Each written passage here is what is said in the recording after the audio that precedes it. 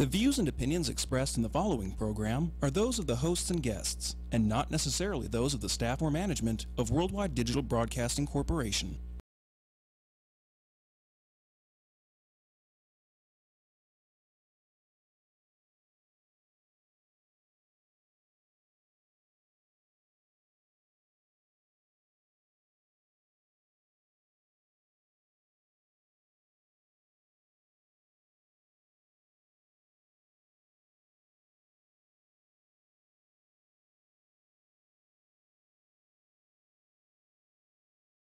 This is Steve Sanson, Mantis Toboggan, and Christina Ortiz with Veterans in Politics. Jim Jonas won't be here today because he's busy. Anyways, we're going to have three guests today. We're going to have Phillip how you pronounce that? Pasero? I don't know, I might have messed that name up. It's okay if you butcher it. He'll correct you for yourself. Let's call him Double P. He's going to discuss the corruption within Nevada State Bar. So I don't know if you want to call him Double P. Why? Because he sounds like an official guy, so you probably might want to be official. Okay. Okay. You don't like Double P? No. Look, you just got here and you over here making all these rules. Well, if you were right, I wouldn't make rules. Whatever. So then we're going to have Lee Hawkins, and Mr. Hawkins is going to be talking about his missing 14-year-old granddaughter, which is a sad state, by the way. And then we're going to have Sarah Gazala, candidate for U.S. Senate representing Nevada. Mantis, you got anything? We don't start with me. Well, Jim ain't here, so we have to go with Jim is here. It's just a different Jim. Mantis, do you have anything? I kind of do. Yeah. But I have to keep this concise, so I'll just say that we need to have Jason Weinman on the show. Really? Absolutely. Oh, okay. You sound so concerning and caring. No, I'm not concerned. I want to backhand him, so I'm not really Maybe we concerned. shouldn't have, because Steve really will backhand people. And I'm too tired to get in to rescue him from jail. She's known me years, so she knows I probably would backhand him. And rescuing him from jail is not on my priority list. Yeah. Well, We'll put him on, but responsibility's on your shoulders. Yes, you are going to be in charge of bail money. I won't do bail money, but I'm not cool with violence, and you know that. She's not cool with violence. I will not take her to an MMA fight, ever. I don't know how y'all are friends. What about you, Christina? You got anything? No, I mean, other than what I think is a sad state of our education system here in the Valley, until someone takes accountability, nothing's ever going to change. No. And it just makes me upset that we have stadiums instead of education. Okay. Are you working on Ruben De Silva's campaign? I know I am. Okay. All right. I did a PSA the other day because 360 Daily asked me to do it regarding the NFL players taking the knee. Well, I'm 100% for the Constitution, but they're protesting the corruption with the police department killing black people. That's why they're taking the knee. I don't like talking about race because it's a topic that you're never going to win. But when anybody that takes the knee on the national anthem, I have a major problem with that. Why? Because I did 12 years in the military. I wasn't born in this country.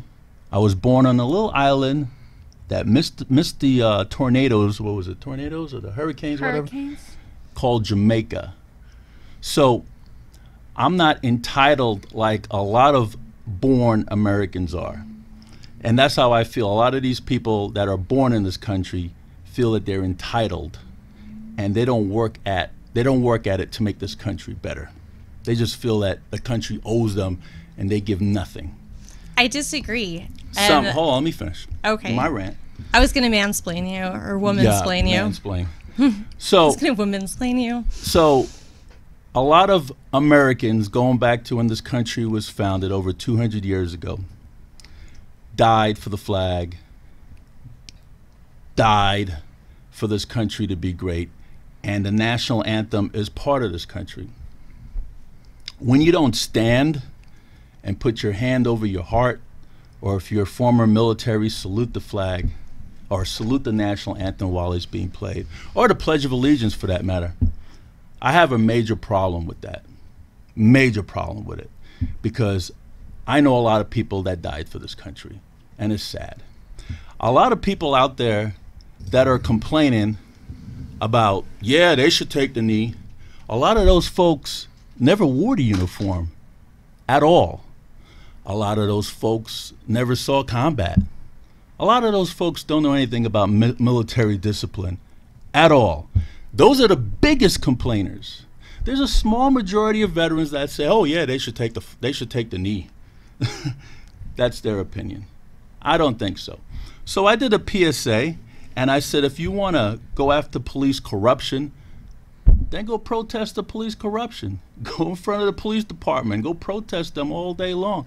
I know I did it when I helped Rhonda Gibson, who was the widow that her husband Stanley Gibson was killed. He was a veteran, was killed by Metro Police Officer Jesus Arevalo. We didn't take the knee during the national anthem. We protested where? At the Metropolitan Police Department, because that was the problem. The problem is not the country as a whole.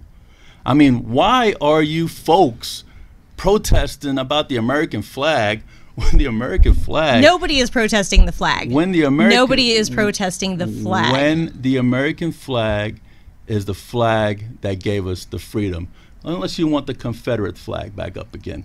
But here's my thing. And the reason why I'm talking about this is because there's one individual called Derek Washington. Now... I went to school with him. Sorry. I went to school with a lot of great people. I am the type of person, I don't see color. I see person. I see assholes, and I see good people. And that's just how I see them. I don't see black, white, Asian. I don't see that. That's not in my makeup. In fact, my whole family is made up of, oh my God, I can't tell you, a collage of different nationalities from Asian, blacks, and whites. There is Spanish too, because I helped do that. But the bottom line is, I don't see color at all, okay? I just see people. And when somebody goes on my Facebook, who's a black American, write coon and writes that Steve Sanders is protecting the whiteys, I got a problem with that, because now guess what you are? You're a racist. You're a bigot and you're a racist. And if anybody that's a bigot and a racist, I don't want nothing to do with you. Matter of fact, if you portray that stuff in front of me, I might punch you dead in the face, because that's just how I am. No, and I agree. Nobody is protesting the flag. That's what you think. A lot of them are. A lot of them are. There's no protest to the flag. Look, people are protesting. But there's a time and place. And the NFL is your job. And if you are at your job... that's not part of the job. In fact, is. Until 2009, the players weren't even on the field for the national anthem. It's part of your job and you know what? Now. It's not part of their job. They are not required to do that. Something that says the city of the United States of America. Nothing and I wore the uniform. I wore the uniform. I served my country, and if you are wearing a city that says Cleveland, you are part of the United States of America. Green Bay, you are part of the United States of America. Right, and we don't live in a fascist country, so you don't have to say the Pledge of Allegiance. You represent your fans. You represent your community, and you should represent them the with NFL, pride. And the NFL is. Please don't interrupt me. The NFL does not require that. There's no reason that they should have to do that, and it's actually bringing attention. Like you can stand in front of some government building, but guess what? You're not making the fucking nightly news. But when you protest, it's because you want to bring attention to an issue. And that's been what's happening. It's working. People are talking about this. People are divided on it, but people are talking about it. And that is the most important thing when you are protesting something. All right. Well, thank you, ladies, for your input. Don't disrespect the national anthem. That's all I got to say. And you know what, you people that think you have all these constitutional rights, that we veterans go and fought for your constitutional rights, so you have the right to burn a flag, I dare you to do that in front of me. I just dare you. Burn the flag in front of me. See what happens. And I'm going to say that. And by the way, that might be a threat. I think it is. I think that's a threat. I think that's the only time I'm going to publicly threaten. You burn the American flag, see what happens. But, you know, we have 3 guests coming on today, and this stuff just pisses me off.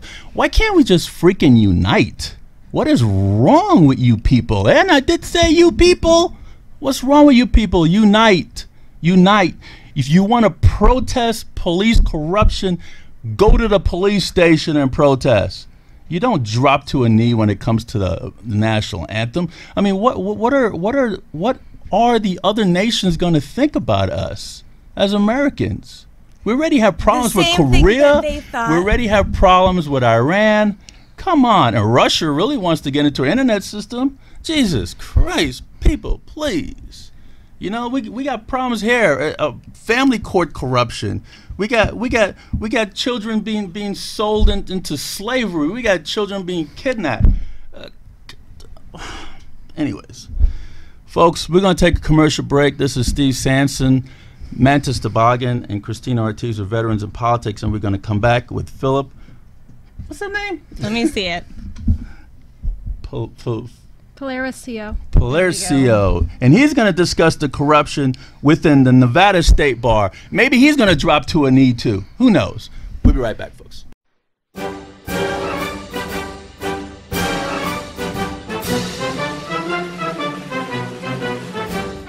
Good afternoon. This is Jim Jonas, host of Veterans in Politics. We are a video and internet radio show, live every Saturday from 2 to 3 p.m. on Worldwide Digital Broadcasting Television. Our mission is to educate, organize, and awaken our veterans and their families to select, support, and intelligently vote for those candidates whom would help create a better world to protect ourselves from our own governments in a culture of corruption, and to be the political voice for those and other groups who do not have one. So listen to us live every Saturday from 2 to 3 p.m. on Worldwide Digital Broadcasting Television. Or, if you miss that opportunity, it's okay. You can listen and watch our archive broadcast by going to www.www.dbtv.com, or simply Google Veterans in Politics and it will link you right over. It will also give you a list of our upcoming shows, so you can do some research and call in to ask questions. The number is 702-685-8380. If you truly want to be informed and make educated voting decisions, Veterans in Politics is the place to go. We are nonpartisan, have no agenda but to help you get the information you need to make an educated voting decision. Remember, the person who doesn't educate themselves and exercise their right to vote is only adding to corruption in government. Don't be that person. Listen every Saturday from 2 to 3 p.m. to Veterans in Politics. For more information regarding VIPI, visit www.veteransinpolitics.org.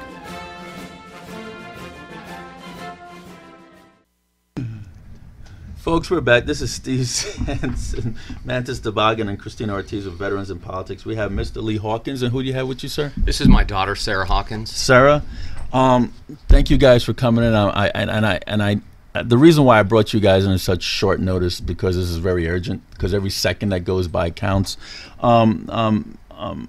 Sarah. Yes. So Lee Hawkins is the grandfather, Yes. and Sarah's the mom, and they're missing their 14-year-old daughter, but we're gonna have a photo up, video, but I just want you just to my condolence that this is going on, and I just want you just to give folks a little information about your daughter, your granddaughter. That way, if somebody sees her, they could call up the proper authorities. And okay. She's roughly about 5'5", 120 to 130 pounds. She has long brown hair. She is hilarious. She'll have you cracking up, and she knows how to talk to you and get you to buy her a pony if that's what you wanted to do. She's very charismatic. She has that personality where you're drawn to her, and you want to help her. So if she says something, you would know. Okay, ma'am, I got to ask you a couple questions. Okay, and one of the questions is she ever ran away from home? She's left for a couple hours, but she's never ran away. A couple hours. Couple hours. So this is an isolated incident. First time ever, and we appreciate you taking the time to do this. Okay. Where was she last seen? I actually spent last night all through Siegel Suites off of Sahara and Palace Station. I've gone to all the areas. That's where she was last seen, by Siegel Suites, walking around there. I've been to Dottie's Casino right up the road up there. Okay. Siegel Suites, I talked to the security guard there named Gary. He said he saw her about 2:30 in the morning with an older guy with a scruffy beard. So I've been roaming all through that area last night looking for her, handing out flyers. I'm even offering a $10,000 reward for any information to lead her to get her back home. Wow. Is there a crowd that she hangs out with that you know of? She is on parole, and there was a couple girls that she was talking to. What was she on parole for? For obstruction, and she threatened a dean at her school. How? A dean touched her because she was out of dress code, and she said, "If you ever touch me again, I'll kill you." The dean admitted to touching her. So could she handle herself out there on the streets? She's she 14. Yeah, she's 14. She thinks she does, but no. She's still got some immaturity and stuff. I mean, if you met her, like, she would be with us, stuff like that, going out to eat. And I remember going to Target with her. I'm retired military, 30 years myself. Thank you for your service. And I used to go to the base with her, and she watched planes fly with me and everything. And we'd eat Taco Bell and all that stuff. And she's the sweetest kid, but she does have the other side of her too. What does the authorities say? Do they have any leads or? That's the funny part. I've been dealing with Metro, the probation officer, and all, and I'm not getting the help I thought I would get for a 14-year-old. I'm kind of getting, when I've called before, they said, well, at least you heard from her. That means she's not dead. What do you mean you heard from her? She called the other grandmother, and the other grandmother said that she sounded like she was... She's okay. So she's been missing since September 22nd, Yes. which that's my birthday, by the way. And you heard from her since then? The other grandmother heard from her and said that it sounded like she was on some kind of drugs or something like that. Somebody has done something, because another guy did answer her phone, the other grandmother said, and the guy goes, "Yo, what are you doing calling this number?" And she tried to explain, "I want my granddaughter back," and the guy hung up. And since then, her phone's been blocked. Is there any GPS location on her phone, any way to track the phone? Her other grandma said that there isn't. Well, not an ability, but I don't know. The probation office and all that stuff, it seems, and I don't want to crack on them, but it seems like they could be doing more. I mean, I'm the one out there in the bad area walking everywhere looking for it, and I'm getting better than they are. Is there an Amber Alert? No, there's not. Why is that? When I went and talked to the supervisor of parole, she just came back into town, and she said that the parole officer assigned to the case kind of made it seem like it's not like she's having teenage things. It's not a big deal. She's going to come home. We don't need to panic 14. right now. And that she was is definitely a minor. She should probably be home with her parents. Right. And we did tell them that on Tuesday. You spoke with the police as well as the parole officer. Yes. And did you ask them? Did you ask the police if there was any way to track down the phone? Did you? I talked with one of the detectives there, and basically they're saying right now they're not going to go to that extreme. So any drug use? Not that I know of. And it's so sensitive, so is the father involved? Yes. So he's going out there and he's looking for her too. Yeah. And I'll say one last thing. Just a couple days ago, she was seen at Palace Station. That's why I'm roaming that area. And they had actually, the parole officer and all, they had seen her there and saw the film and everything of her with some gentlemen, older gentlemen. And they would not let us see the film or find the room or anything. By the next day, that was Monday, by Tuesday, the guy had already checked out of the room and took her. Wow. If they had came down there and done when we had asked Monday night, we would have located her. Well, I'm so sorry you guys have to go through this. And could you say something to the camera? Her name, anything, just so that we have it, the camera. Okay, her name is Charlotte Hawley, and she's been missing since last Friday on the 22nd, and she's a 14-year-old Caucasian female. And as the grandfather, I helped raise her. I'm willing to offer 10 grand for anybody who could help me find her and get her back to her family. I really miss her. All right. Thank you guys for coming on. Thank you. Folks, Appreciate your help. Folks, that was Lee Hawkins and Sarah Hawkins. Sarah Hawkins, and they're looking for their 14-year-old daughter and granddaughter. This is Steve Sanson and Christina Ortiz and Mantis Tobacco and Veterans in Politics Don't Go Away. We're going to have Phillip Pasero. He's going to discuss the corruption within Nevada State Bar. We'll be right back, folks.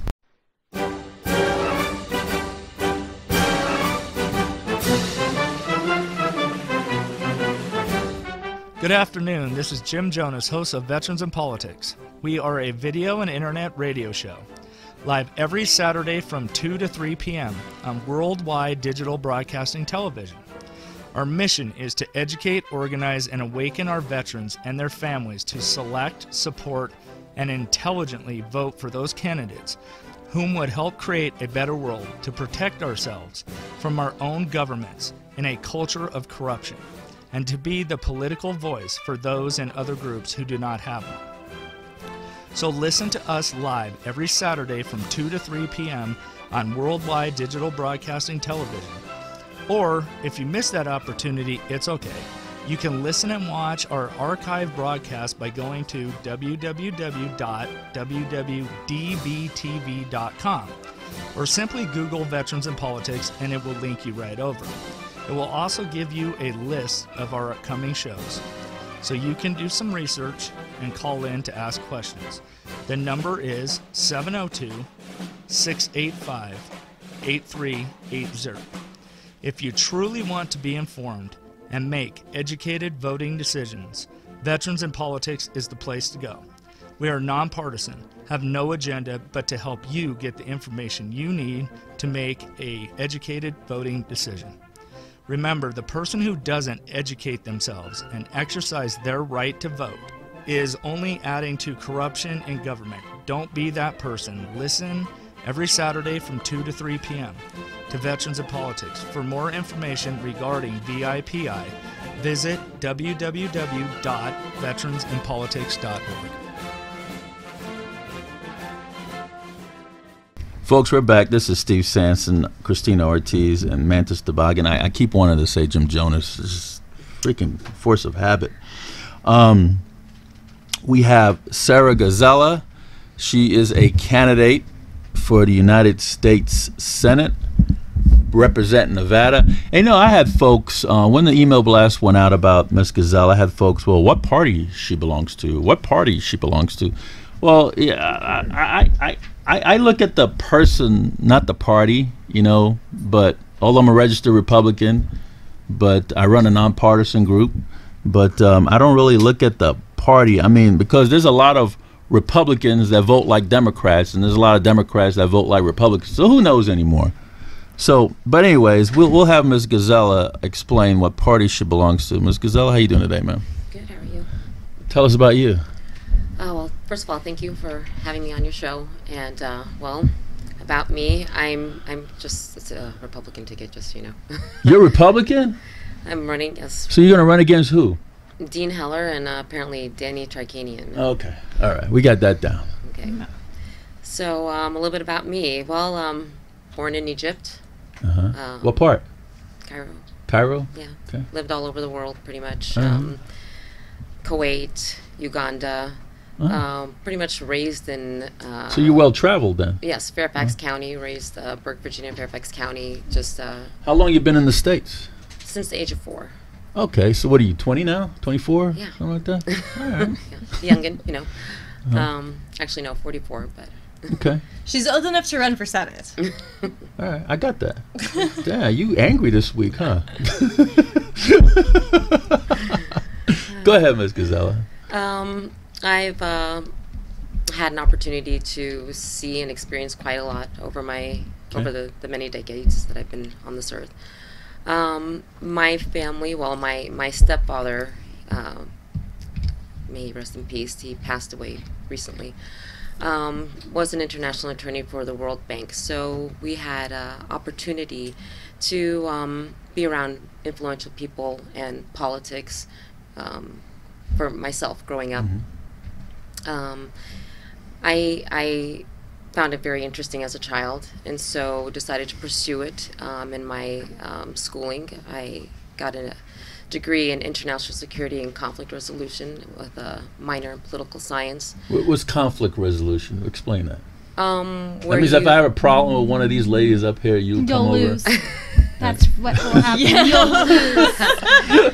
You learn you learn how to resolve conflicts. Okay. So this particular bachelor that I have, I look into resolving conflicts on an international level. I mean, but you do learn to resolve conflicts not just on that basis too. I mean, just everyday conflicts. So what brought you to Nevada, and why run for Nevada Senate? I moved to Nevada in 2003. Are you done with your bio? She's asking a question. I'm going to answer the question. Hold on. All right. I moved to Nevada in 2003. My mom and her, or my most recent stepdad, she remarried after she divorced my previous stepdad, the World Bank attorney, to an Air Force senior master. I believe it's a senior master chief. I forgot his ranking. He's retired too now. 28 years in the Air Force. He was out here working, and so my mom and him were relocated out here, and I had just finished my bachelor's degree and out in California, and was not finding any work out there. This is back in 2003, and I just said, I think I'm just going to go move to Nevada, and made my way out here. So, and I've been here since. Oh, congratulations. Yeah. So why Nevada Senate? You got to start somewhere. Right. I mean, when you and I have talked before, you've only talked about local issues. So, yeah, the question is why you would want to run. I've always been interested in running for a political position, and being U.S. Senator, you're not just looking at the local issues, even though I am aware of the local issues. That's why I'm I am interested on the issues on the national level that's going on within the entire United States, and including on an international level. So yes, I do have a very piqued interest on all things that are going on this globe. Right. Mm-hmm. What are the national issues? So, let's base them off what the Republicans. Because I know what local issues that you're interested based off in. of what the Republicans are looking for right now. Obamacare and as well as the wall are two very huge national issues right now.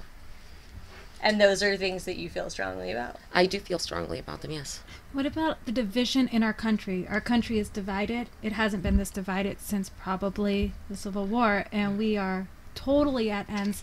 And some say that the wall just brings more controversy, and Obamacare, another huge controversial topic. How are you, and how do you feel we could unite the country with those two main issues?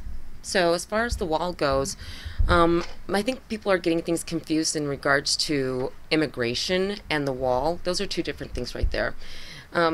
Yes, we have an issue with illegal immigration, but you want to look at immigration as an illegal and legal. So we do want to, think about the people who are already here, making it legal for them to stay here, and whatever the illegal part, this is something that needs to be addressed, and however it needs to be addressed. But the wall, it is protecting us Americans, and how I want to look at it exactly is that we don't want another 9/11.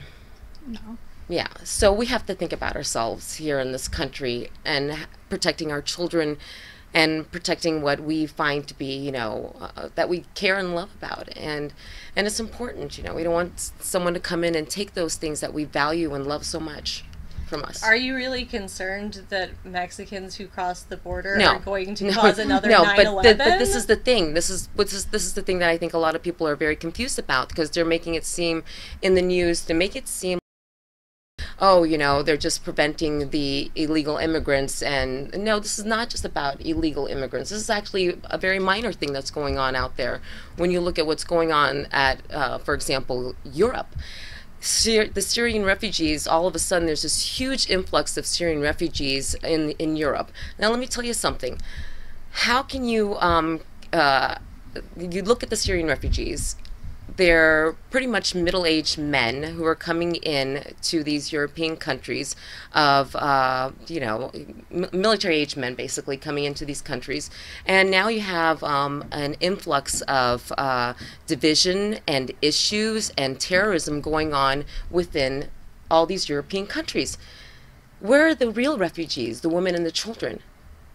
So now, this could be us, basically, is what I'm trying to say. What do you tell the people who say we're not Europe and that our borders are harder to get to for Syria than they are for others?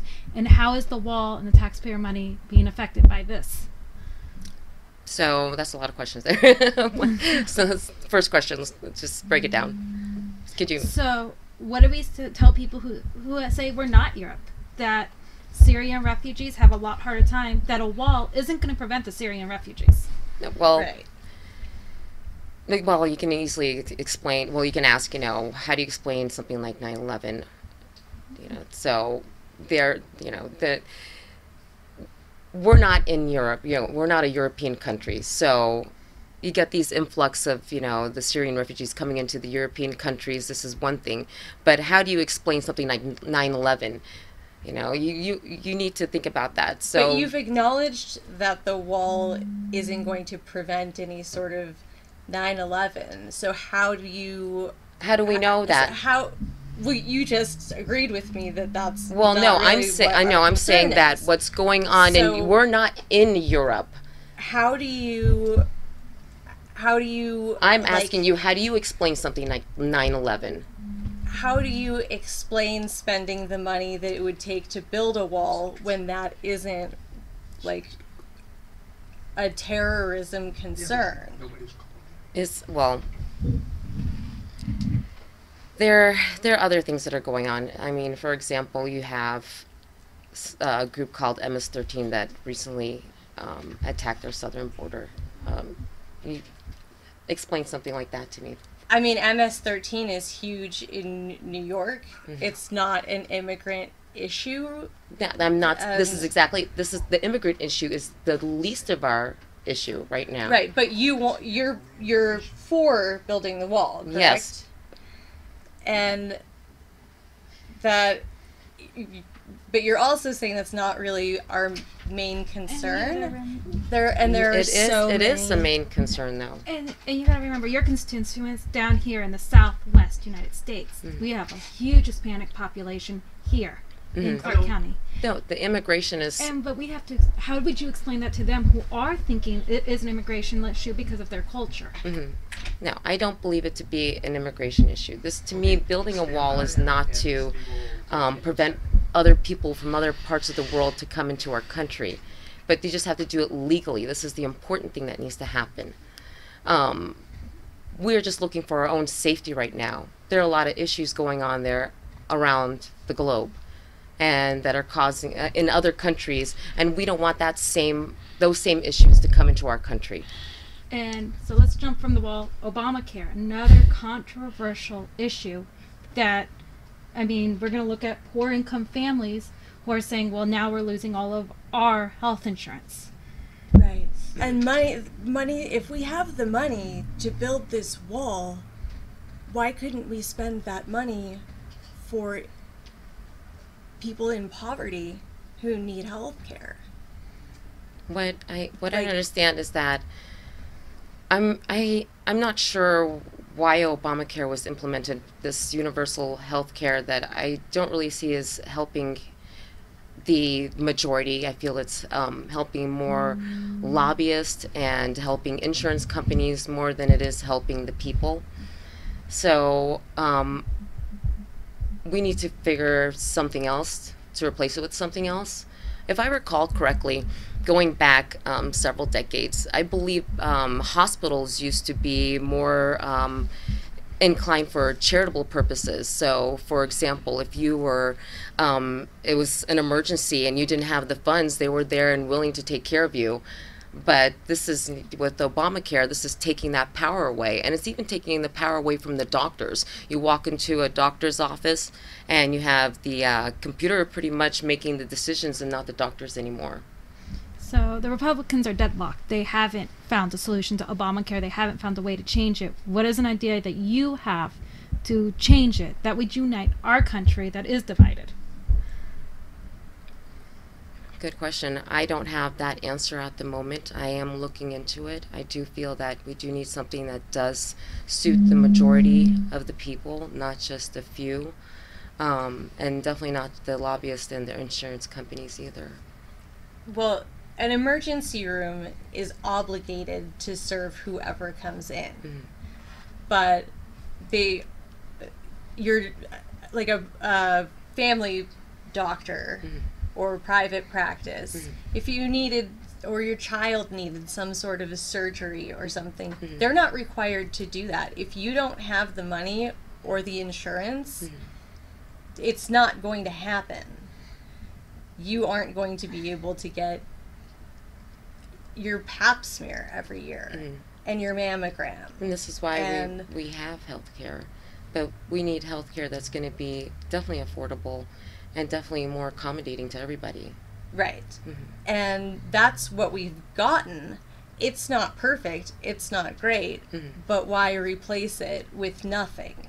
Well, this is definitely not what... We should build on what mm-hmm. we have gotten and how far we've gotten. Yes. Rather than trying to just repeal what it was because a Democrat set it up and we don't like that. Well, first of all, I'm not looking to just repeal and not replace. Of course, you want to replace it with something else that's going to be more suitable for everybody. Like I said, the majority. And at the moment, until something else is more suitable, I guess we need to figure it out. So, until then. Miss Gazala, mm-hmm. could you finish up your bio? My bio? What else do you want to know? She hasn't. I did some research. She's not done. Do you want to ask me some questions? Because maybe I'm missing something here. You didn't say what you currently do. I am a special education teacher. I teach functional life skills to students who are mentally and physically challenged. You have a lot of patience for that, huh? I do. Okay. Yeah. You think you could carry the same patience into politics? Most definitely. Sure. Why not? Okay. Yeah. Why? Because Dean Heller's the incumbent. Mm-hmm. Why do you feel that he needs to go? Because he hasn't followed through on his words, his promises to the people. What are the promises that he failed? Well, originally he said he was siding with repealing and replacing Obamacare, and that didn't go through. Okay. And plus, he said he would side on building the wall, and he didn't follow through on that either. Okay. So you're an educator, correct? Yes, I am. How do you feel about the school system nationwide? Oh, it's a disaster, especially here in Nevada. What would you do to change it? I'd like to know what's going on with the funding that goes towards the school districts, because it seems like a little bit of an issue. Right now, Nevada, for example, is missing 50 to 60. Well, not missing, but is lacking 50 to 60 million dollars already this school year, and that's very painful. What do you mean lacking? Misplaced or what? Well, it's just, they figure out how they're going to budget things, and then they go ahead and, send out the monies to these, states and stuff, and it goes from there. But right now, we're short $50-60 million in the state here. So besides Obamacare and the wall, what are the other platforms that you're running on? As far as... Do you have any veteran issues that you want to square away? I do. I find it very troubling that our veterans come back from serving our country, and it's just troubling to hear about the suicide rates, and they try to fit back into the the world again. Right. Let me give you a question that I asked Mike Pence, who's now the Vice President of the United States. Mm-hmm. And my question was, there are about 145,000 veterans mm-hmm. that are currently serving time mm-hmm. in state and federal prisons. That is an issue also. I asked him what a Trump-Pence administration is going to do mm-hmm. to rectify the situation instead of incarceration, mm-hmm. Treatment. What would be a Sarah Gazala administration is going to do about that? Well, what are they doing in there in the first place? I mean, what crimes have they committed, And then how are we really giving back to them? They come home, and how are we really helping them to get back on their feet and become productive in society again? And if we gave them what they needed, maybe we wouldn't have these issues exactly. Homelessness and suicides and being incarcerated too. That's just, it's a little much. Well, we do have programs like HUD-VASH for homeless veterans, and HUD-VASH needs more. Is it the same as when they go to the VA hospital? Do they have to wait for long periods of time to get the services that they require? No, we're actually pretty good here in Nevada. HUD-VASH has been doing a great job in Nevada, and our VA is actually, compared to other places that I've lived, our VA is excellent. Okay, so the key word is compared to other places. So then, still finding a suitable. I mean, it is. They do have challenging wait times as far as I tell you what, I got a doctor's appointment. It was my doctor's appointment March. My doctor's appointment is in March, and they called me up 2 days ago and told me my doctor's appointment is March, has to be rescheduled. So it's going to be probably rescheduled to, I don't know, June, July of 2018. But it's just another thing where we aren't right. funding healthcare as much as we possibly could. I have one more question before we get onto our phone guests. Veterans of Politics has a movement going after corrupt family court, and we found out that the corruption goes beyond the state of Nevada. It's all across the country. It's even international. It's an epidemic. Well, what are you going to do to try to kind of fix that a little bit? Well, first of all, I believe in 50-50 custody. Okay. Yeah. It's not appropriate. What would a U.S. senator do to help fix the corruption in family court? You could look at, for example, Assembly Bill 263. It's a preference for right now. It's stating it's a preference for 50-50 custody, but maybe we should make it more than just a preference. Maybe we should consider it to be mandatory, because you take these kids from these families, and then what happens to that family unit? And family needs to come first again. Right. We've really very torn in this country, and putting family to the side and allowing the state and the schools to babysit our children now. And you don't think that custody should be evaluated on a case-by-case basis? And there are parents out there who do not have any criminal background, and for example may not get along with the other parent, but have their child taken away from them. Yeah, I mean, we've discussed... If this is a case-by-case... We've discussed this before, and I feel that your particular situation, I feel like your daughter is being essentially ransomed from you. And you can look at it that way, and there's something very incorrect happening there. So, yeah, but I think that's really awful and a terrible situation and not being dealt with correctly.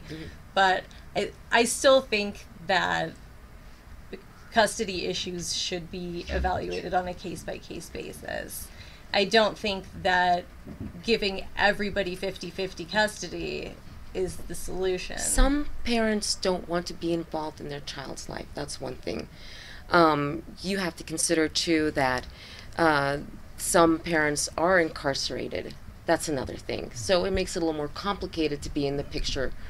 But if you take a child out of somebody's life, does that make that person a better person? How, you bring this person into your world and you want to be somebody for them. How can you be somebody for them when they're being ripped away from you? Yeah. Well, Miss Gazala, we're running out of time. We have one more guest we're going to squeeze in. Could you look in the camera and tell the folks why they should go to the polls and vote for you come 2018? And could you give your point of contact as well? Well, actually, let's see. The primaries are coming up end of May 2018. And, well, I really feel that if you're looking to have that change, the Republicans out there, if you're looking for that change, I'm your person. I'm going to make that change for you. So come end of May, please vote for me. And then if I succeed end of May, I'll see you November 2018. Thank you. You point of contact? Oh, sorry. You can find me at electsarahg.com. That's my website. Or you can contact me at 702-518-9476. That's my phone number. Well, thank you, Sarah Gazala. Folks, that's Sarah Gazala. She's running for United States Senate for the state of Nevada.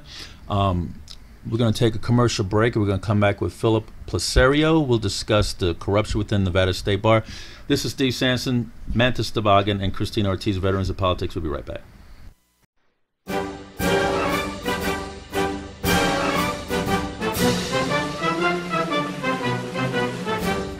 Good afternoon. This is Jim Jonas, host of Veterans in Politics. We are a video and internet radio show, live every Saturday from 2 to 3 p.m. on Worldwide Digital Broadcasting Television. Our mission is to educate, organize, and awaken our veterans and their families to select, support, and intelligently vote for those candidates whom would help create a better world to protect ourselves from our own governments in a culture of corruption, and to be the political voice for those and other groups who do not have one. So listen to us live every Saturday from 2 to 3 p.m. on Worldwide Digital Broadcasting Television. Or, if you miss that opportunity, it's okay. You can listen and watch our archive broadcast by going to www.www.dbtv.com, or simply Google Veterans in Politics and it will link you right over. It will also give you a list of our upcoming shows, so you can do some research and call in to ask questions. The number is 702-685-8380. If you truly want to be informed and make educated voting decisions, Veterans in Politics is the place to go. We are nonpartisan, have no agenda but to help you get the information you need to make an educated voting decision. Remember, the person who doesn't educate themselves and exercise their right to vote is only adding to corruption in government. Don't be that person. Listen every Saturday from 2 to 3 p.m. to Veterans in Politics. For more information regarding VIPI, visit www.veteransinpolitics.org. All right, folks, we're back. This is Steve Sanson, Mantis Tavagan, Christina Ortiz with Veterans of Politics. We have Phillip Pasero. Hope I pronounced that name correctly. He's going to discuss the corruption within the Nevada State Bar. Mr. Pasero, are you there? Palaracio? Yes, I'm here. Palaracio. My last name is it Italian? Are you Italian, sir? He cannot pronounce it. No, I am a Filipino. 100%. Oh, you're Filipino. Wow, was I? Yeah. Way off. Could you give us a bio, sir? I am a practicing dentist right here in the state of Nevada for almost 14 years now. And right now we had created our movement in order for us to protect the Nevada dentist against the corruption of our own Nevada Dental Board of Examiners. And I am saying this because our work had resulted in the AB 256 and Senate Bill 328. That is in reference to the disciplinary proceedings for anyone has been accused of anything by the board. And one of our fight is, had the been very meaningful for all of the Nevada dentists, as we know that there is an attorney who is the legal counsel to the dental board, and he has been known to violate the due process. Philip, when you mention attorney, could you give us a name so we got a better idea? John Hunt. His name was John Hunt, and he was a former candidate for Attorney General's office back in the early 2000s. What's his name, sir? John Hunt. Oh, John Hunt. Yes. Did I pronounce that right? John Hunt? Is that who you're talking about? That's correct. Okay, keep going. Another thing that after the legislative audit by the Sunset Committee, he was found to overcharge, overbilled, and as a matter of fact, he was ordered by the committee to refund the money for the dentist or to the dentist that had been overcharged. So there was a state bar complaint against him, right? Yes, but we always get dismissed. No matter what it is, we get dismissed. And we found out that the people that at the state bar, they're all friends. And in one of my personal case, I hired an attorney to fight another company, and then I found out that they are both friends. And that's not only one single incident within our group. As we talk to each other, you know, how we experience having an attorney on our side, and at the same time we were thinking that we are being represented correctly, but we end up like nothing. So we ended up getting dismissed. So we don't know. That's why I'm here, in order for the public to know that we have a problem. And the result also of the legislative audit has been, they discovered that the executive secretary has been doctoring the financial reports, which is, as far as I know, this is a public document. Could you repeat that last part? What secretary? Executive Secretary Deborah Schaefer. Schaefer. She has been doing what? She has been found by the legislative audit done last year that she was one of the person who has been falsifying the financial reports. She's been cooking the books. Is that what you're saying? That's what. That is the result of the audit. It's not coming from me. That is the result of the audit. Is she still employed? Yes, and you're not, Mr. Sampson, what's her name again? You're saying Deborah. Deborah Schaefer. Schaefer. And what's her position? She's with the county? She is the executive secretary for the Nevada Dental Board of Examiners. Nevada Dental Board. Okay, gotcha. And I wonder why you guys didn't get rid of her. No, we cannot get rid of her, and we don't know why she's still in the position despite the discovery. Is that appointed position from the governor or what? Yes. Okay. Okay, keep going, Philip. And and one of the complaints that we had filed, even at the governor's office and during the legislative session, we have made it known that John Hunt is the same attorney for the dental board. He acts as an investigator, prosecutor, the judge, and the enforcer. Sounds like family court. Into one. Pardon? I said it sounds like family court. Oh, so we have the same problem then. Anyway, yeah, and then the most amazing fact is, despite the legislative audit and our presence at the legislative session, we simply could not attain of addressing this correctly or giving them the legal repercussion for what they have done. I don't know why, but I am wondering. That's why I'm here in this station, in order for people to know what we are facing in reference to that matter.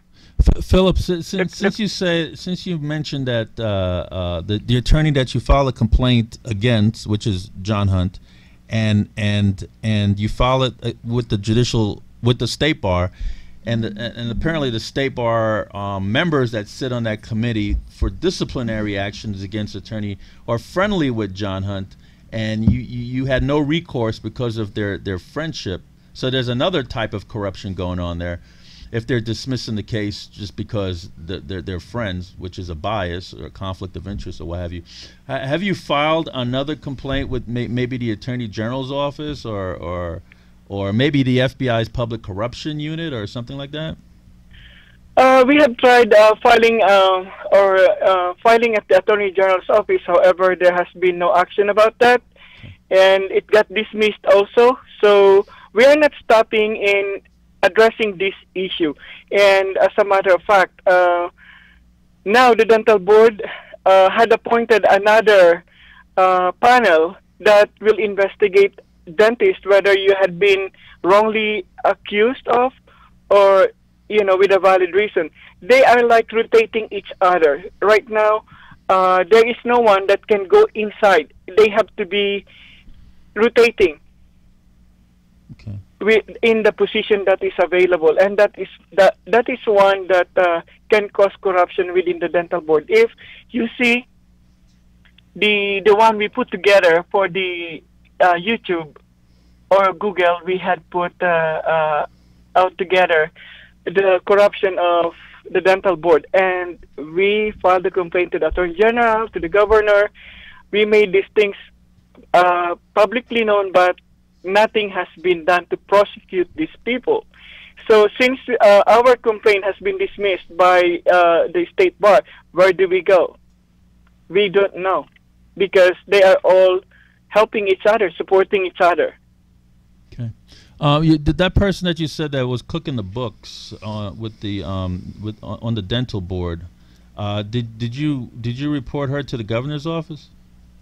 The governor is very much aware of that, because that is the result of the legislative audit headed by Mr. Cooper.